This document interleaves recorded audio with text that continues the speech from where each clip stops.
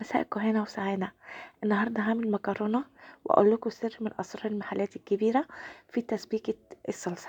هننزل بالزيت وهننزل بصلاية كبيرة متقطعة جوليان، وهنقلبها لحد لما لونها يصفر أو يبقى لونها ذهبي. هنوطي عليها النار لحد لما تاخد اللون البني الغامق، هنشيله. وبعد كده هننزل في الزيت، نفس الزيت اللي احنا عملنا فيه البصل، هننزل عليه بمعلقة سكر وهنقلبها كويس لحد لما يتكرمل. هنزل عليه بمعلقة او معلقتين من الصلصة وعصير الطماطم، ولما تتسبك هنزل بالبصل، والبصل ده مقرمش جدا هفركه بايدي لحد لما ينعم في ايدي، وهنزله على الصلصة. هي دي التسبيكة، الله على جمالها. وهنزل عليها بملح وفلفل اسود.